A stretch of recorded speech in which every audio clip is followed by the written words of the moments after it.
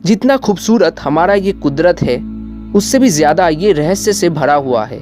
इंसान हर वक्त कुदरत की इन रहस्य को जानने की कोशिश करता आ रहा है, पर अभी भी बहुत से ऐसे चीजें कुदरत में मौजूद है जिनके बारे में हम इंसान आज भी नहीं जानते। ऐसे ही एक बहुत रहस्यमय चीज है वर्म होल। ये वर्म होल आखिर क्या होता है, हमको इनके बारे में पता कैसे लगा, और क्या इंसान कभी वर्म होल बना पाएगा? ऐसे ही बहुत सी सवालों का जवाब जानने के लिए देखते रहिए आज का ये एपिसोड। भौतिक विज्ञान के अनुसार वर्म होल, जिसे आइंस्टाइन रोजन ब्रिज भी कहा जाता है, एक ऐसी काल्पनिक रास्ता होता है जिसके द्वारा हम ब्रह्मांड की अलग अलग स्थानों पर और अलग अलग समय अंतराल में लाइट से भी ज्यादा रफ्तार से यात्रा कर सकते हैं। वर्म होल क्या है और ये उत्पन्न कैसे होता है, इन सब चीज़ों को जानने के लिए हमको पहले समझना होगा कि स्पेस टाइम क्या होता है। तो आइए हम पहले स्पेस टाइम को समझते हैं। 19वीं दशक की पहले तक न्यूटन की ग्रेविटेशन थ्योरी को ही माना जाता था, जिसके अनुसार इस ब्रह्मांड में कोई भी दो मास वाले वस्तु एक दूसरे को अपने ओर एक आकर्षण बल से खींचता है। इस बल को गुरुत्वाकर्षण कहा जाता है। मतलब उनके अनुसार गुरुत्वाकर्षण एक ऐसी बल है जो दो मास वाले वस्तु के ऊपर लगता है। पर 1915 में सर आइंस्टाइन ने अपने जनरल थ्योरी ऑफ रिलेटिविटी में इस सिद्धांत को मानने से इनकार कर दिया और कहा कि ग्रेविटी कोई फोर्स नहीं बल्कि स्पेस टाइम में कर्वेचर होता है। हम अपने रोजमर्रा जिंदगी में सिर्फ 3 आयाम या डायमेंशंस को ही महसूस करते हैं। ये तीनों आयाम हैं लंबाई, चौड़ाई और ऊंचाई। सर आइंस्टाइन के अनुसार चौथा आयाम है समय। स्पेस की इन 3 डायमेंशन और समय को जोड़ के बनता है 4th डायमेंशन, और जिसे स्पेस टाइम कहा जाता है। ये स्पेस टाइम चादर की तरह पूरे ब्रह्मांड में फैला हुआ होता है। जब कोई मास वाले वस्तु स्पेस टाइम के ऊपर रहता है, तब वो वस्तु के मास की वजह से स्पेस टाइम बेंट हो जाता है।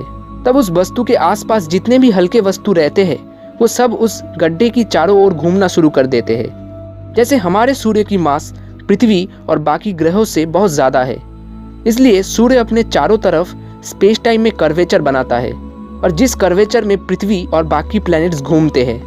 मतलब गुरुत्वाकर्षण कोई बल नहीं बल्कि मास के कारण उत्पन्न हुआ स्पेस टाइम में कर्वेचर होता है।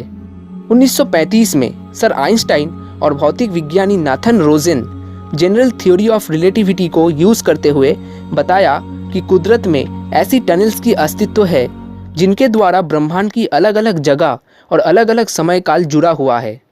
अगर किसी तरह हम स्पेस टाइम को मोड़ने में सफल हो जाए, तब हम भी वर्म होल बना सकते हैं। अगर मैं आपसे कहूँ कि एक पेपर में मैंने 2 डॉट बना दिया है, आपको ये बताना होगा कि इन डॉट्स में सबसे कम दूरी कौन सा होगा।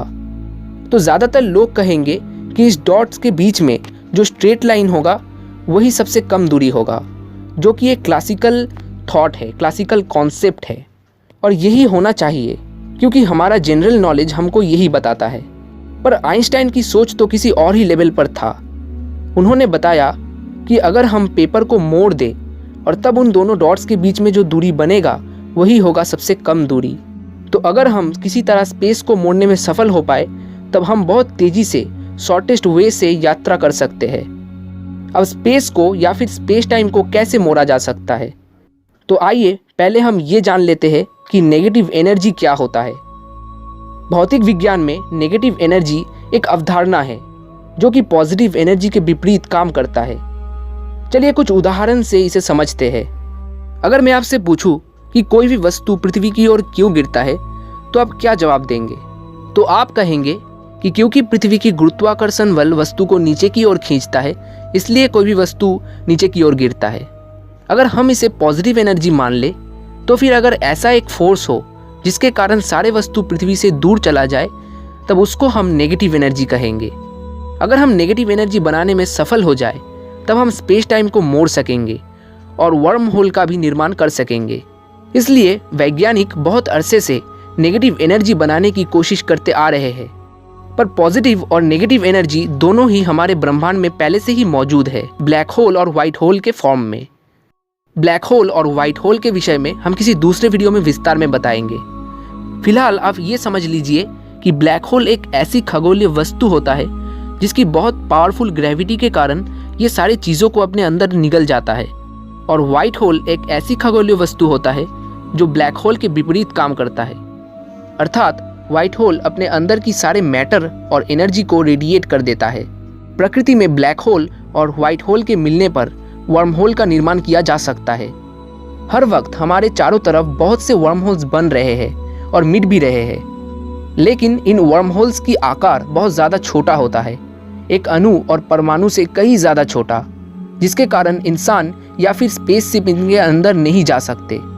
इसलिए वैज्ञानिक एक बड़े वर्म होल की निर्माण पे जुटे हुए हैं। पर अगर हम एक बड़े वर्म होल बनाने में सफल भी हो जाए, फिर भी हम उससे ट्रैवल नहीं कर पाएंगे, क्योंकि इनकी स्टेबिलिटी बहुत कम होता है। एक सेकंड की कई हज़ारों भाग में ये उत्पन्न होकर फिर नष्ट भी हो जाते हैं। तो हमें एक ऐसे बड़े वर्म होल की निर्माण करना होगा जिसकी स्टेबिलिटी बहुत ज़्यादा हो, ताकि इंसान वर्म होल की मदद से बहुत कम समय में स्पेस ट्रैवल तथा टाइम ट्रैवल भी कर पाए। तो दोस्तों, वर्म होल के बारे में आज का ये एपिसोड आपको कैसा लगा है? अगर अच्छा लगा हो तो इस वीडियो को लाइक कर दीजिए। अगर आप इस चैनल पे नए हैं तो चैनल को सब्सक्राइब कर लीजिए और इस वीडियो को जितना हो सके उतना शेयर करें, ताकि वर्म होल और समय यात्रा से जुड़े ये बातें सब तक पहुंच पाए।